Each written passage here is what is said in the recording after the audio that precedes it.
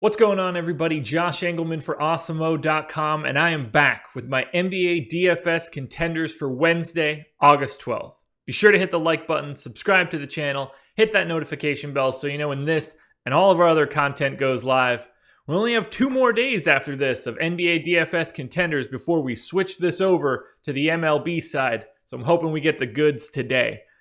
James Harden is on the outside looking in. Who will be the top 10 plays for today?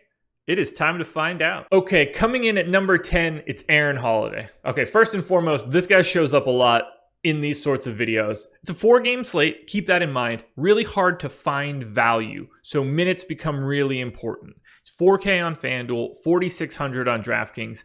Holiday has a pretty high standard deviation as a player, which pops him up whenever I run my data, even though he's sort of like a 0.75 fantasy point per minute guy. He's a guy I want to take a shot on. We're talking about a low 30s GPP goal. He's the type of guy that I expect to be out there. Brogdon is questionable. I think Victor Oladipo is questionable. Miles Turner is questionable. It's a really tenuous scenario for the Pacers as of right now. It's 8:24 a.m. I expect Holiday to be out there no matter what. And his minutes feel really safe. 28 feels like a floor. Could certainly go higher if Brogdon and or Oladipo miss. So I like the idea of going to Aaron Holiday as a potential value option for today. Now, if Victor Oladipo happens to be playing today, and for right now I'm going to assume that he is, 5,700 on FanDuel, 6K on DraftKings with a guard forward eligibility. I'm very interested. 1.75x multiplier. I assume if he plays his normal allotment of minutes. You wouldn't want to warm him up for anything much lower than, say, like 24 to 26, at which point I'm still in on this slate. It's a huge pace up spot for the Pacers against Houston. Now, Oladipo hasn't been great in the bubble. 0.86 fantasy points per minute. I think he's more of a fantasy point per minute guy, and that's a little bit more appealing when you have a GPP goal right at 40 points. Wouldn't surprise me at all to see Oladipo get there. Keep in mind, he may sit, so pay close attention to the news, but if he is out there, I love him against the Rockets. At number 8, we're heading to Philadelphia, sort of. I mean, I guess we're just heading to the bubble, but we're heading to the Philadelphia 76ers, and that's going to be Al Horford. Now, again, lots of question marks going on for the Sixers, so there's plenty of things that could change here. I'm going to assume that Horford's playing. I'm going to assume that Joel Embiid is not. 6,200 on FanDuel, 6,400 on DK, 1.6x multiplier on SuperDraft. I assume he plays a large chunk of time at the 5. I assume he plays a couple minutes at the 4 when, Kyle O'Quinn maybe is on the floor. We're talking about a 40-point GPP goal. This is a 1 fantasy point to 1.1 fantasy point per minute guy. He's going to be better off with Embiid and Ben Simmons off the floor, or at least Embiid, to be clear. I think Horford hits this goal like 14% of the time. It's a mid-tier price. I'm more naturally going to get to a balanced build on a day like today. And given the forward center eligibility on DraftKings, given the fact that he is a power forward on FanDuel, I think it's pretty easy to get to Al Horford against the Raptors today. There was no way I was going to pull a Reggie Jackson Clippers jersey picture, so we're sticking with Reggie Jackson on the Pistons today. 3,800 on FanDuel. We're not going to have Pat Beverly. We're not going to have Landry Shamet. Montrezl Harrell also still out for the Clippers. Who knows if they sit anybody else? Not much to play for if you're LA. They're like 98% to the 2 seed, or they could even be locked at this point. 3,800 is just too cheap. I expect Reggie Jackson to get quite a bit of run. They're slowly working Lou Will back. 38 is just too cheap, and there's no value out there. He only needs 32 to hit value. I'm giving him 28 minutes. He's like a 0.8 guy, but he's streaky. He can get hot. And if he starts cooking, I expect Reggie Jackson to keep cooking. There aren't a lot of options for you to pay down on a slate like today.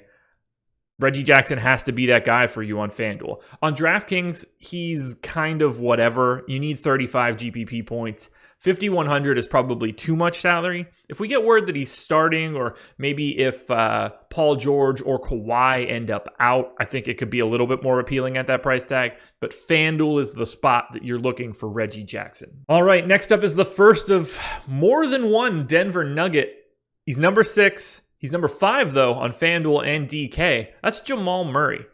Doesn't seem like they are going to try to limit him at all. I'm going to give him 33 minutes as of right now. It doesn't look like we're going to have Gary Harris. It doesn't look like we're going to have Will Barton. It's possible that Paul Millsap doesn't play. I think they're just going to go out and do the thing. Murray I believe he's 2 games back, 1.23 fantasy points per minute. It's got a date with the Clippers. Not a ton going on for LA. We're talking about a 15% chance of hitting a GPP goal, 6,500 on FanDuel, 7K on DraftKings. We're talking about a guy that's going to get 20-ish points, 5 assists, 4 rebounds, maybe grab a steal. The minutes are there. And I really think that he's going to try to get into a bit of a rhythm with Michael Porter Jr. and with Nikola Jokic.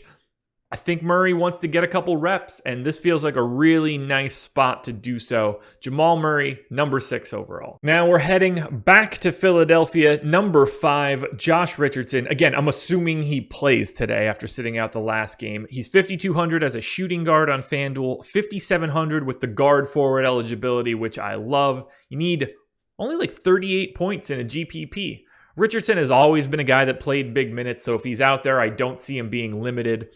I'm giving him 32 minutes right now. He's been dreadful during this restart. 0.66 fantasy points per minute.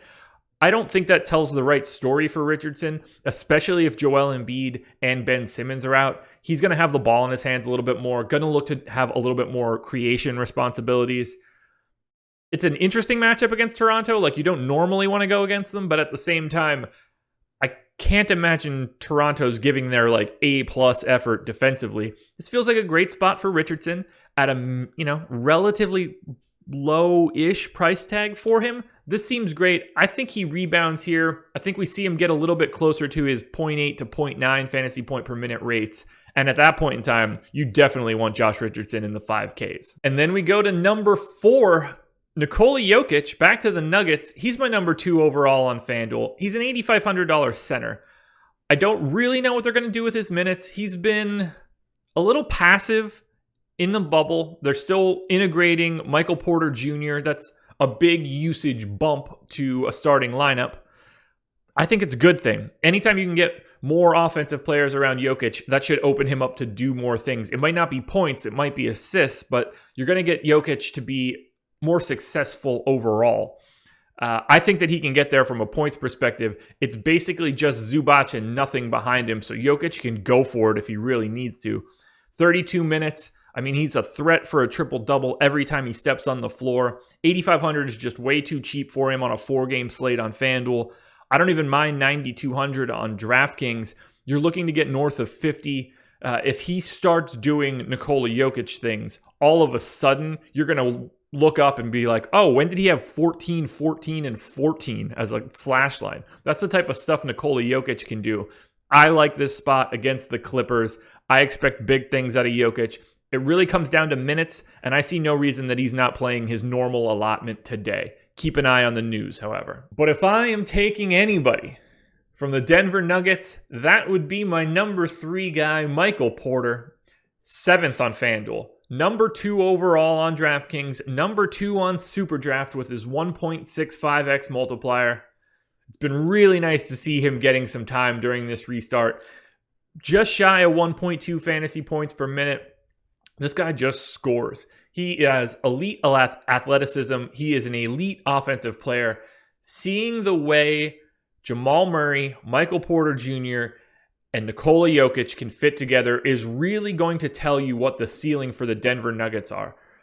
Getting someone like Gary Harris back out there to hopefully shoot better and then be a defensive guy is much more appealing now when he doesn't have to be stretched. It's also possible Gary Harris never gets back on the court. That's not important right now. We're talking about Michael Porter Jr. in a matchup against the Clippers. I like it.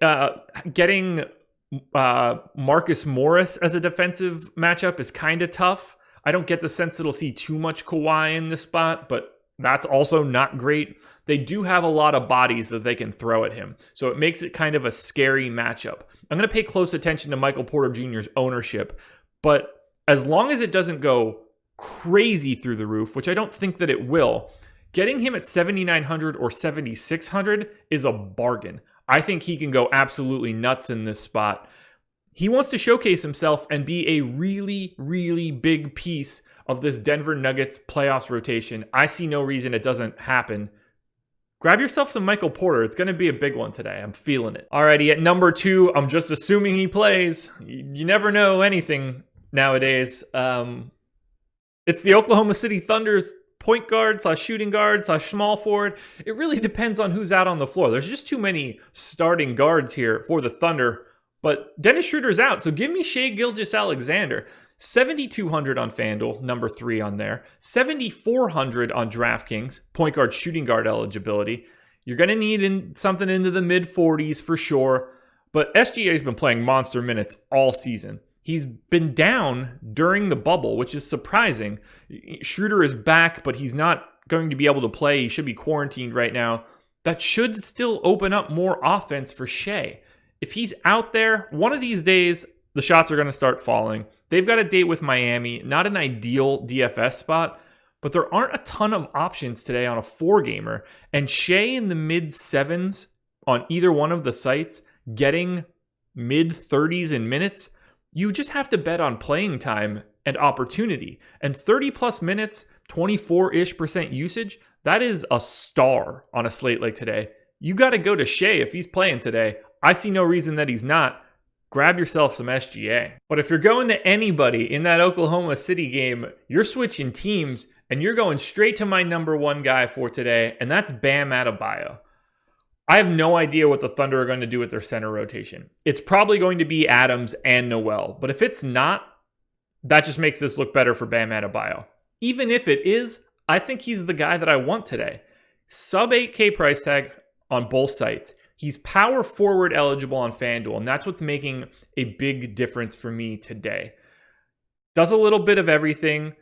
I think he's going to play his way there. He's still playing really well. He's 1.27 fantasy points per minute during the restart. That's slightly higher than my baselines. I think he's rounding in the form. I love Bam in this spot. I love that everybody is back. I think Kendrick Nunn is going to be back, so the Heat should be running at full strength. And just being able to get Bam in the mid-7s, he works no matter what you're trying to do today. That is a really reasonable price tag for someone with his skill set, for someone of a 1.25 not multiplier, for a 1.25 fantasy point per minute baseline. 1.3x multiplier on SuperDraft still looks fantastic too. This is the guy I want today. He is my number 1 priority.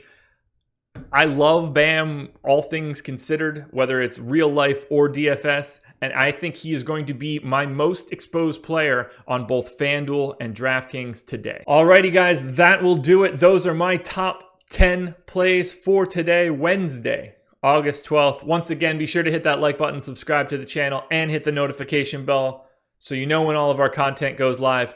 2 more days before the NBA regular season is complete. Best of luck today. I will see you again tomorrow morning.